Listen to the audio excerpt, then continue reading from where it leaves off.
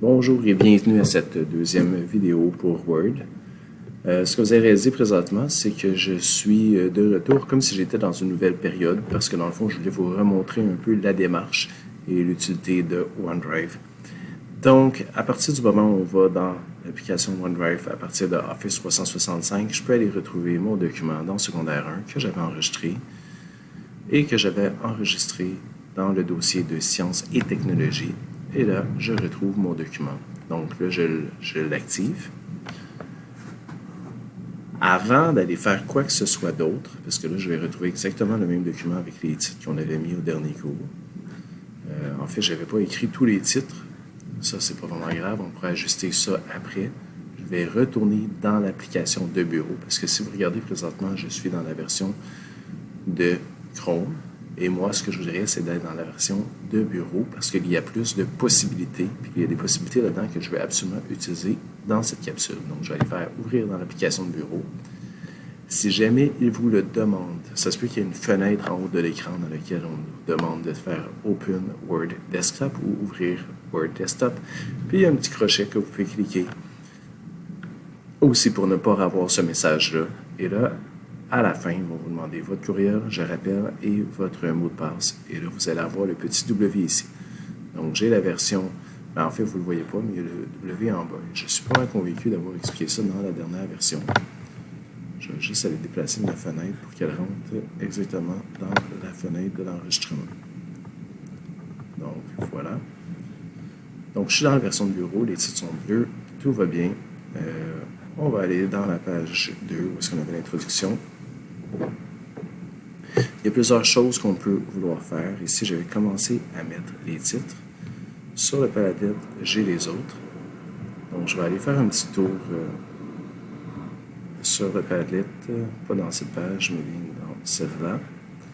Je vais aller voir c'est quoi les titres à droite. Vous pouvez sélectionner ici la barre de défilement pour aller ensuite en bas dans Word. Et là, c'est là que vous allez voir aussi les documents d'accompagnement. Donc, allons voir le travail 1. Comme on avait dit, voici les sections qu'on voulait avoir dans notre document. Donc, moi, je vais juste faire une petite capture d'écran pour être sûr de ne rien oublier. Je vais aller copier ces informations-là dans Word.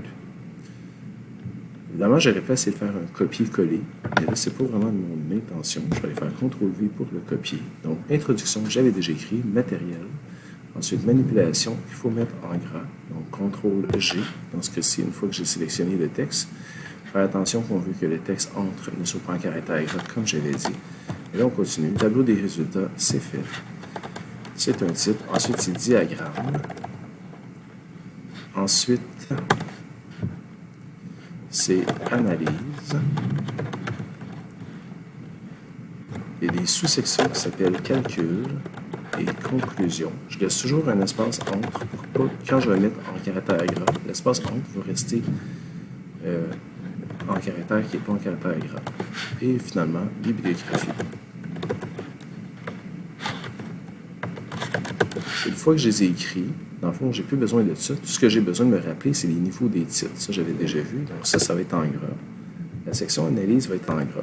Donc, calcul et conclusion, c'est des sous-sections. Ça va être en gras et en italique. Soit je vais sélectionner ici, soit je vais sélectionner ici, je vois le gras italique, ou soit je pèse sur CTRL, je garde pesé, puis je pèse sur G pour gras et pour italique, et ça se prend juste quelques secondes. Donc, je vais terminer d'écrire mes titres. Voilà. Et ma petite capture d'écran qui me servait juste à copier, je peux l'effacer, j'en ai plus besoin. Donc, voici, j'ai toutes mes sections. Maintenant, dans les demandes du travail, en fait, la section bibliographie de façon conventionnelle, ça ne veut pas dire qu'on le fait tout le temps, on va le mettre sur une page différente. Donc, je vais faire un saut de page en faisant CTRL-Retour. Si vous faisiez afficher ici les caractères cachés, vous verriez qu'il y a un saut de page qui est apparu. C'est dans la section Accueil, il y a un petit P à l'envers, et ça montre les caractères cachés. Fait qu'à chaque fois qu'on a le petit P à l'envers, c'est comme si on avait fait un retour. Donc là, je répète ce que j'ai fait. Juste avant bibliographie, j'ai pesé sur CTRL, Enter, qu'on peut aussi faire, on rappelle, insertion, saut de page, ou bien disposition, saut de page comme ça. Dans tous les cas, ça revient au même. Donc là, j'ai décidé de faire que la bibliographie soit sur une page à part. Une des demandes que j'ai fait, c'est la suite, dans le fond, pour la capsule 2, c'est d'arriver à mettre la section diagramme en mode paysage. Donc là, je vais faire quelques retours là, pour être sûr qu'on comprenne l'idée. Donc, ici, ça, attendez, c'est en caractère gras. Je vais enlever mes petits caractères. Donc, ici, je vais mettre une petite ligne comme ça, juste pour montrer. De là à là, je veux que ce soit sur une page à part, que ce qu'il y a entre les deux, ça soit en mode paysage.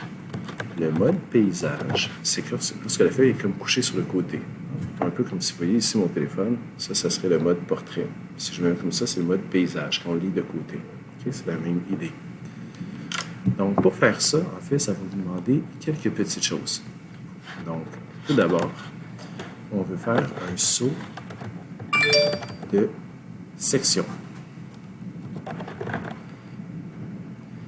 Page suivante. C'est comme un saut de page, mais ça va changer de section. Pour faire un saut de section, on va aller dans Disposition. Donc, pour le faire, on va aller dans le menu, l'onglet en haut qui est Disposition. Ensuite, on va appuyer sur Saut de page, que vous voyez ici, là, avec la petite flèche, ici. Ensuite, on va voir qu'il y a une partie qui s'appelle Saut de section, page suivante. Donc, il faut aller sélectionner ça. En fond, c'est Saut de section, page suivante. Je vais juste aller voir exactement c'est quoi, là. Saut de section, page suivante. Et lorsqu'on clique là-dessus, ça fait un saut de page, saut de section, page suivante. Ce qu'on va faire. On veut faire ça 2 fois.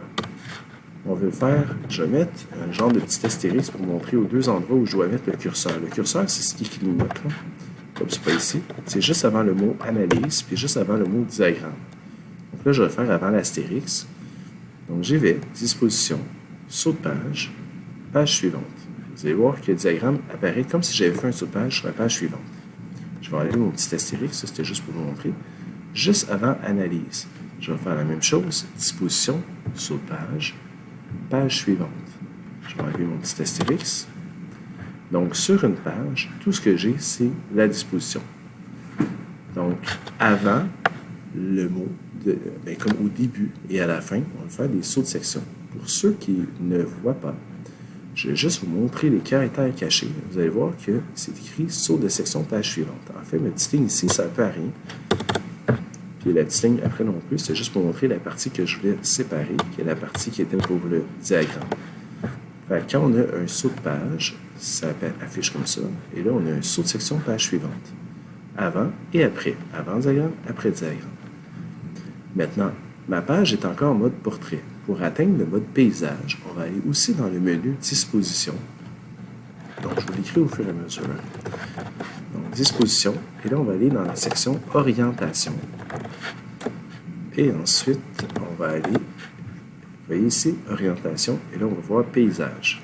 Donc, on va aller cliquer sur Paysage ensuite. On y va. Disposition, orientation, paysage. On se met n'importe où dans la page qu'on veut tourner, ou dans la section, je devrais dire, qu'on veut tourner. Et regardez ce que ça fait. Ce que vous voyez, la page ici est verticale, puis ici, ça déborde à gauche et à droite, c'est que cette page-là est vraiment à l'horizontale, et ensuite, c'est à la verticale. Mais évidemment, si dans cette section-là, qui est la section 2, on avait tellement de lignes, tu sais, mettons que je vais vous dire deuxième page de diagramme, là. Je dis peut-être n'importe quoi, mais imaginons que j'aurai une deuxième page. Je vais aller faire un saut de page, juste pour pouvoir aller rapidement à une deuxième page. Vous verriez que la page 1 et la deuxième page des diagrammes, dans cette section-là au complet, on sera en mode paysage. Donc ça, c'était un des objectifs ici dans cette capsule. OK? Je n'ai pas vraiment besoin de 2 pages de diagrammes, mais vous comprenez l'idée. Là, l'autre chose ici que je vois, puis en fait, je cherche encore l'erreur. À quel moment l'erreur est apparue? Parce que vous voyez qu'au début, on était en Arial 11. Puis là, j'ai comme découvert, un peu par hasard, que je suis rendu en Calibri 11. La mise en page, elle s'est toute défaite. Non seulement ça, mais si vous regardez en haut, le texte n'est pas justifié. OK? Exemple. Pour vous montrer c'est quoi la justification, je vais aller faire un copier-coller de cette phrase plusieurs fois. Copie. Je vais aller à la fin. Je vais faire coller. Oups, je ne voulais pas le Enter. C'est un petit peu fatigant de faire ça à chaque fois. Mais c'est pas grave. Ça va montrer mon point. OK. Je pense pense que vous allez commencer à comprendre l'idée. Mettons que c'est ça. Parce que vous voyez qu'à droite, les caractères ne sont pas à la bonne place. Pour que nous ne soyons pas à la bonne place, ce que je voudrais, c'est si je sélectionnais les lignes puis je faisais justifier, c'est que mes lettres à gauche puis mes lettres à droite seraient alignées. Fait que ça, c'est quelque chose que je voudrais. Là, je vais juste faire Undo, qui est CTRL-Z, qu'on accède aussi par cette petite flèche en haut. Okay? C'est annulé, CTRL-Z. On pourrait aller aussi rétablir, CTRL-Y. Donc ça serait possible, pour le contraire de CTRL-Z.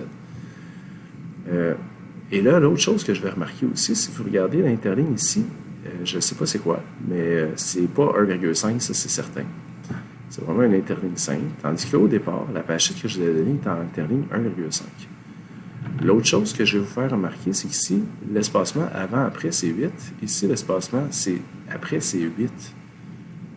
En fait, avant-après, c'était 0. Fait que tous les paramètres que je voulais donner à mon document, pour une raison ou une autre, ils se sont défaits. Ça peut arriver souvent. La majorité des travaux qui n'ont pas une belle mise en page, c'est parce que ces paramètres-là, à un moment donné, comme il y a un paramètre par défaut, il faudrait les jouer dans les paramètres par défaut de Word, ce que je ne ferai pas. Puis ultimement, ça fonctionne bien quand c'est votre ordinateur. Fait que là, je ne pourrais pas aller les changer, je crois, de toute façon à l'école. Fait que je ne m'attarderai pas à l'idée de mettre des caractères par défaut, mais je sais que dans les styles en deuxième secondaire, vous allez pouvoir aller définir les styles, puis je pense que là, on serait capable. En fait, c'est dans les styles, mais c'est vraiment du deuxième secondaire, là, au niveau du cours de méthodologie technique-pédagogique. Donc, ce que je peux faire, c'est que je vais vous montrer comment tout remettre dans le bon format quand ça commence à aller tout croche. Minimalement, vous pourriez faire ça à la fin, avant de remettre le travail. D'accord? Là, je le fais là parce que ça m'achale, mais dans le fond, ça ne change rien. Si de toute façon, à la fin, je vais prendre des secondes. Je vais faire CTRL-A pour sélectionner tout le texte. Ensuite, je vais aller tout mettre en Arial. Cette année, Arial est la police qui est vraiment demandée en français au niveau de l'IB. Je vais sélectionner la taille de caractère 11, mais ça pourrait être 12. Je vais aller sélectionner interligne de 1,5. Puis dans la section disposition qu'on voit en haut, à l'endroit où il est marqué espacement, avant, dans le fond, espacement avant, je vais aller cliquer à côté dans l'espacement avant, puis je vais mettre un 0 pour 0 point. J'ai juste besoin d'écrire le 0. Et je vais faire la même chose. Ici, je vais juste faire un petit copier-coller. Puis après ça, je vais le faire. Vous allez voir que tout va se régler en quelques secondes. Copier-coller, c'est CTRL-C, CTRL-V, à chaque fois. Espacement après le 0 point. Donc ça, c'est les paramètres par défaut. L'autre truc qu'on voudrait peut-être rétablir, c'est au niveau du texte qu'on veut justifier. Puis ça, pour vrai, des fois, Word, dans certains types, là, on part quelque chose, on fait un copier-coller ou peu importe, puis là, finalement, il décide qu'il ne justifie pas le texte. Avec le texte justifié, on va aller dans Accueil, puis c'est vraiment ce petit bouton-là ici, qu'on va aller cliquer. Sauf que si on fait, on va aller remettre ensuite la page titre, la page de présentation, centrée, avec du texte centré. Fait que ça va être en 2 étapes. Fait que là, je vais faire tout ça. OK? Puis là, je suis toujours dans mon CTRL-A aussi là, pour la partie. Fait que je vais faire en 2 parties. CTRL plus A, on pèse CTRL avant. Fait que, allons-y. Je fais la première partie, je remets tout en Arial 11 avec un interligne et demi et la disposition avec avant et après de 0. Ensuite, je vais aller justifier tout mon texte, puis je vais remettre la page titre avec du texte centré. Fait allons-y dans la première partie. CTRL-A. Je m'en vais dans Accueil. Je vais aller mettre Arial. Vous allez voir, oups, le caractère vient de changer en Arial. Je vais tout de suite garder, là, c'est déjà CTRL-A est déjà fait. Je vais aller mettre du 11. Je vais aller cliquer sur le bouton d'interligne. Je vais mettre 1,5. Je vais aller dans la disposition, espacement. Là, je vais avoir de la misère. Je vais juste écrire 0 avant, 0 après. Là, je vais cliquer en dehors, puis tout est fait. Si je clique à un endroit particulier, vous voyez tantôt, j'ai le bon espacement. Si je m'en vais dans l'accueil, j'ai ça. Si je m'en vais dans l'interligne, j'ai 1,5. La seule chose que je n'ai pas, c'est le texte justifié. Ça, c'est la partie en bas. Il me reste 34 secondes. CTRL-A. Je vais aller cliquer dans Accueil sur le texte justifié. J'arrête ça. Et là, je reviens sur ma première page. Je vais aller sélectionner tout le texte de la première page seulement. Et je vais aller cliquer sur Centrer. Et là, très important, je vais aller cliquer sur ma petite disquette enregistrée. Puis je repars une autre capsule vidéo. Mais au moins, ça, c'est au niveau de la mise en page, pour l'uniformité, c'est quelque chose de vraiment important. Donc, on a appris à mettre une page en format paysage et à remettre les paramètres comme il faut.